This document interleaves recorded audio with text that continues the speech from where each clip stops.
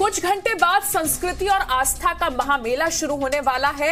In fact शुरू हो चुका है और इस पर एक बड़ी कवरेज हमारी लगातार जी न्यूज पर जारी रहेगी। और मकर संक्रांति है आज। मकर संक्रांति के पहले स्नान के साथ इसकी शुरुआत होने जा रही है। पौराणिक मान्यताओं के आधार पर कहा जाता है कि प्रयागराज के माघ मेले में आने वालों का स्वागत खुद भगवान शिव करते हैं। प्रयागराज कुंभ को सफल बनाने के लिए तैयारियां चल रही हैं। अखाड़ों की अगर बात करें या प्रशासन की बात करें, हर स्तर पर कुंभ को भव्य और दिव्य बनाने की कोशिशें जारी हैं। और उत्तर प्रदेश के मुख्यमंत्री यानी योगी आदित्यनाथ खुद मेले के इंतजामों की मॉनिटरिंग कर रहे हैं। वहीं सरकार के मंत्रियों ने भी पहले शाही स्नान से पहले मेला क्षेत्र का जायजा लिया। कुंभ मेले की तैयारियों को देखने के लिए पहुंचे यूपी सरकार के मंत्री और प्रवक्ता श्रीकांत शर्मा।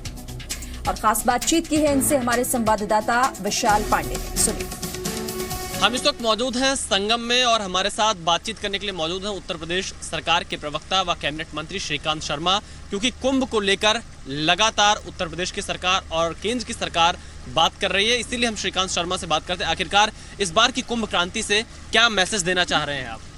देखिए, हम सब भारतवासी, उत्तर प्रदेश के लोग अपने प्रधानमंत्री जी का अभिनंदन करते हैं, उनका बहुत आभार प्रकट करते हैं कि 450 साल के बाद हम सब भारतवासी अपनी जो आस्था के हमारे प्रतीक हैं अक्षय वट, उसके दर्शन हम लोग कर पा रहे हैं। सरस्वती कूप के हम लोग दर्शन कर पा रहे हैं। और यह कुंभ सुरक्षित कुंभ है, डिजिटल कुंभ है और स्वच्छ कुंभ है। स्वच्छता की दृष्टि से हमने इस पूरे जो अस्थाई जो नगर हमने बसाया है, 4000 हेक्टेयर में ये नगर बसा है। दुनिया का सबसे बड़ा अस्थाई महानगर है। हमारे मुख्यमंत्री लगातार इसकी मॉनिटरिंग करते हैं।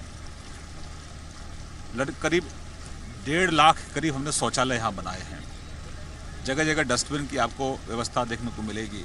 इंटीग्रेटेड सिस्टम हमने यहाँ डेवलप किया, जिसके माध्यम से हम यहाँ क्राउड को मैनेज करेंगे और जो स्वच्छता है उसकी मॉनिटरिंग भी करेंगे।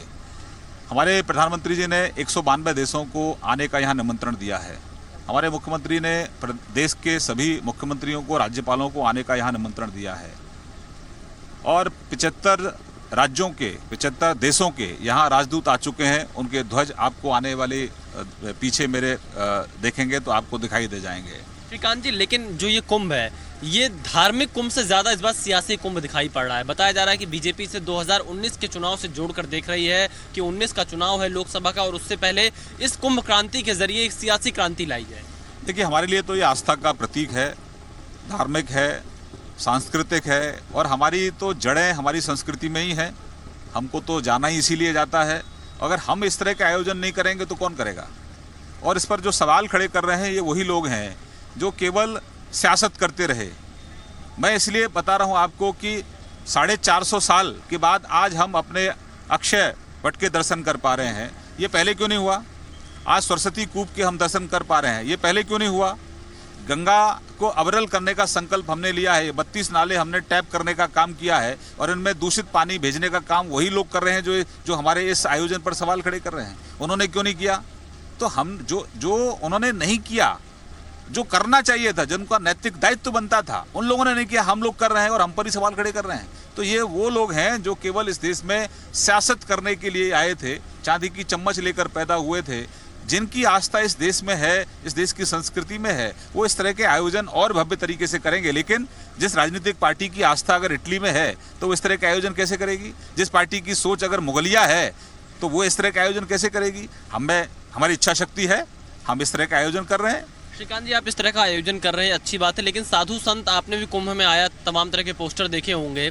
हर कोई कह रहा है कि राम मंदिर पर आप लोग कुछ नहीं कर रहे हैं। आपने संकल्प पत्र में वादा कर दिया और आप कोर्ट का सहारा लेकर बसते हुए नजर आ रहे हैं। देखिए, हमने आज़ादी से लेकर आज तक लंबे समय तक एक पार्टी सरकार में रही और मैंने कहा कि विदेशी आताताई आए, उन्होंने हमारे जो पवित्र स्थान थे, हमारे आस्था के जो प्रतीक थे, उनको नष्ट करने का काम किया। अगर 450 साल के बाद हम अक्षय वट को सबके लिए खोल सकते हैं, सरस्वती कूप के दर्शन के लिए सबको खोल सकते हैं, तो हमारा प्रयास जारी है। लेकिन हम इस देश को संविधान के माध्यम से चलाना चाहते हैं। संविधान हमारे लिए पहले है और हमारी आस्था है संविधान में, और हमारी जो आस्था है मंदिर वहाँ बने, उसके लिए प्रयास जारी है। भगवान राम के प्रति करोड़ों लोगों की आस्था है और कांग्रेस जिस तरह से अड़चन पैदा कर रही है, अभी सुनवाई जैसे शुरू हो जाती तो बहुत जल्दी इसका परिणाम आ सकता था, लेकिन फिर उसको डिले कर दिया क्योंकि कांग्रेस के इशारे पर एक जज के ऊपर टीका टिप्पणी की गई।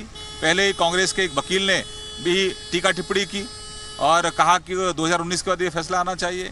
तो हमारी आस्था इस देश के कानून में है, संविधान में है और मुझे लगता है कि हम इसमें पूरी तरह से सफल होंगे। उम्मीदें तो बीजेपी से ना, कांग्रेस मान लीजिए इसको रोक रही है तो बीजेपी क्यों नहीं इसको जल्दी बनाने की कोशिश करती? यही चीज बार बार साधु संत कह रहे हैं। हमारा तो प्रयास है और इसमें हम लोग सफल भी होंगे। हमारे लिए कभी मंदिर का मुद्दा राजनीतिक नहीं रहा, हमारे लिए आस्था का मुद्दा है और मेरी क्या करोड़ों लोगों की आस्था उस स्थान के प्रति है, वहाँ एक भव्य मंदिर का निर्माण हो, ऐसा हमारा प्रयास जारी है। क्या आप कानून या अध्यादेश के समर्थन में हैं? मैं कहा भव्य मंदिर वहाँ बने, ऐसा करोड़ों लोगों की आस्था है और हमारा उस दिशा में प्रयास जारी है।